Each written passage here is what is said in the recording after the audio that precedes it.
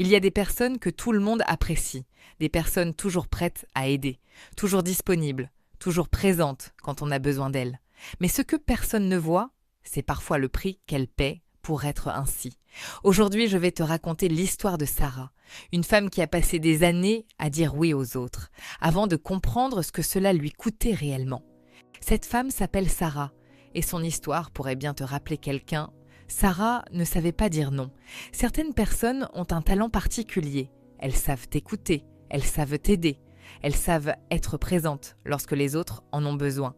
Sarah faisait partie de ces personnes. À 37 ans, elle avait la réputation d'être quelqu'un sur qui l'on pouvait toujours compter. Au travail, ses collègues savaient qu'ils pouvaient lui demander un service. Dans sa famille, lorsqu'un problème surgissait, c'était souvent elle que l'on appelait. Parmi ses amies, elle était celle qui trouvait toujours du temps. Toujours. Même lorsqu'elle n'en avait plus pour elle-même. Pendant longtemps, Sarah pensait que c'était une qualité, et c'en était une. Mais elle allait découvrir qu'une qualité poussée à l'extrême peut parfois devenir un piège. Chaque matin, Sarah se levait avant tout le monde. Elle préparait le petit déjeuner. Elle vérifiait les affaires de sa fille, puis elle partait travailler. Ses journées étaient déjà bien remplies. Pourtant, elle semblait toujours devenir plus longue. Un collègue arrivait à son bureau. « Tu pourrais m'aider avec ce dossier ?» Sarah répondait oui. Une autre collègue lui demandait de relire un document. Sarah répondait oui. Quelqu'un avait oublié une tâche importante. Sarah se proposait pour la terminer. Encore une fois, elle disait oui. Ce qui surprenait le plus, c'est qu'elle ne se plaignait presque jamais. À l'extérieur, tout semblait aller bien. Mais à l'intérieur, quelque chose changeait, lentement, silencieusement. Chaque fois qu'elle acceptait une nouvelle responsabilité, elle repoussait un peu plus ses propres besoins. Elle reportait une promenade. Elle annulait une activité qu'elle aimait. Elle abandonnait un projet personnel. Elle se disait qu'elle s'en occuperait plus tard. Mais ce plus tard n'arrivait jamais. Les semaines sont devenues des mois. Puis, les mois sont devenus des années. Et sans vraiment s'en rendre compte, Sarah avait pris l'habitude de se placer en dernière position.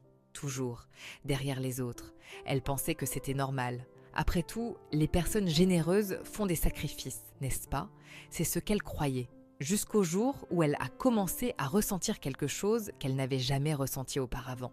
Du ressentiment. Pas contre une personne en particulier, contre tout le monde. Parfois, lorsqu'elle rentrait chez elle après une longue journée, elle avait l'impression d'être vide, comme si chaque demande acceptée avait emporté avec elle un peu de son énergie, un peu de sa joie, un peu d'elle-même. Puis, elle culpabilisait d'avoir ces pensées, parce qu'une bonne personne ne devrait pas ressentir cela. Du moins, c'est ce qu'elle pensait. Alors, elle continuait, encore et encore, jusqu'à ce fameux vendredi. Ce vendredi-là était spécial. Depuis plusieurs semaines, sa fille préparait un spectacle scolaire. Elle en parlait chaque jour. Elle répétait ses chansons dans le salon. Elle montrait ses costumes. Elle comptait les jours. Et surtout, elle répétait toujours la même chose. « Maman, tu viendras me voir ?» Sarah lui avait promis. Bien sûr, cette fois, elle ne manquerait rien. Le jour du spectacle arriva.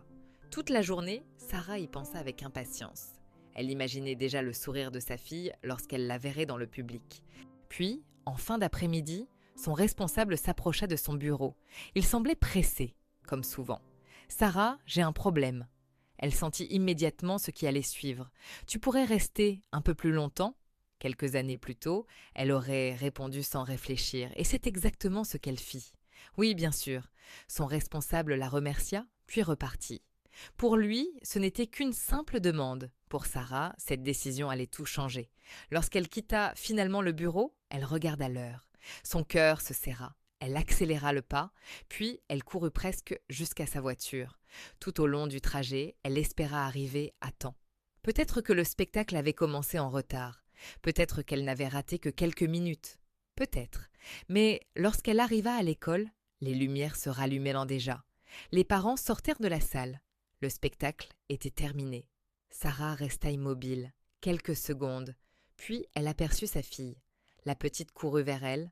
Sarah tenta de sourire, et sa fille prononça une phrase qu'elle n'oublierait jamais. « Je t'ai cherché dans la salle ». C'était une phrase simple, une phrase innocente, mais elle traversa Sarah comme une flèche. Cette nuit-là, elle dormit très peu. Allongée dans son lit, elle repensa à sa journée, à son responsable, à son bureau, à toutes les fois où elle avait accepté quelque chose qu'elle ne voulait pas vraiment faire. Puis une question apparut dans son esprit. Une question qu'elle ne s'était jamais posée auparavant. Pourquoi ai-je plus peur de décevoir les autres que de me décevoir moi-même?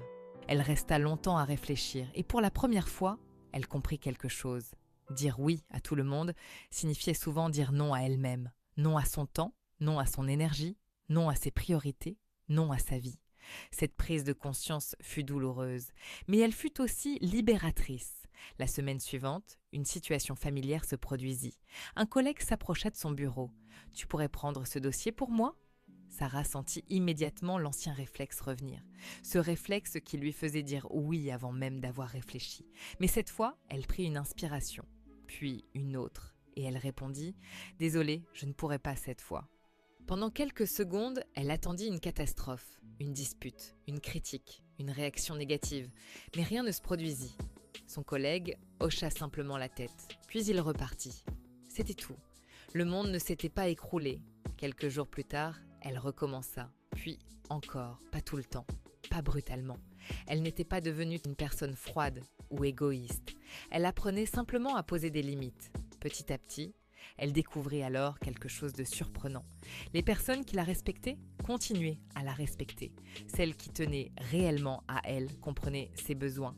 Et les rares personnes qui réagissaient mal révélaient parfois une vérité difficile à accepter. Elles étaient davantage attachées à ce que Sarah leur donnait qu'à Sarah elle-même. Cette découverte fut inconfortable, mais nécessaire. Avec le temps, Sarah retrouva quelque chose qu'elle avait perdu depuis longtemps. De l'espace pour respirer, de l'espace pour réfléchir, de l'espace pour vivre. Elle recommença à lire, à marcher, à passer du temps avec sa fille sans regarder l'heure, à faire des choses simplement parce qu'elle en avait envie. Et plus elle avançait, plus elle comprenait une vérité essentielle. Les limites ne repoussent pas les bonnes personnes, elles protègent ce qui compte vraiment. Pendant des années, Sarah avait cru que dire non était un acte d'égoïsme. Aujourd'hui, elle savait que ce n'était pas vrai. Parfois, dire non est un acte de respect. Un respect envers son temps, envers son énergie et envers soi-même. Parfois, ce n'est pas ce qui nous arrive qui nous transforme, mais ce que nous comprenons de ce que nous vivons. Si tu te reconnais dans l'histoire de Sarah, rappelle-toi ceci. Tu n'as pas besoin de tout changer aujourd'hui. Tu n'as pas besoin de devenir une autre personne. Commence simplement par une question.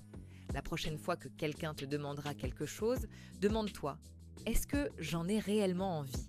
Ou est-ce que j'ai simplement peur de décevoir? Cette question peut sembler petite, mais elle peut changer beaucoup de choses. Parce qu'apprendre à dire non n'est pas rejeter les autres, c'est arrêter de se rejeter soi-même. Et parfois, une seule limite posée aujourd'hui peut changer beaucoup plus de choses qu'on ne l'imagine. Si cette histoire t'a parlé, raconte-moi en commentaire. As-tu déjà eu du mal à dire non? Et si tu connais une femme qui a besoin d'entendre ce message aujourd'hui, partage-lui cette histoire. Je suis Sierra. Merci d'avoir passé ce moment avec moi.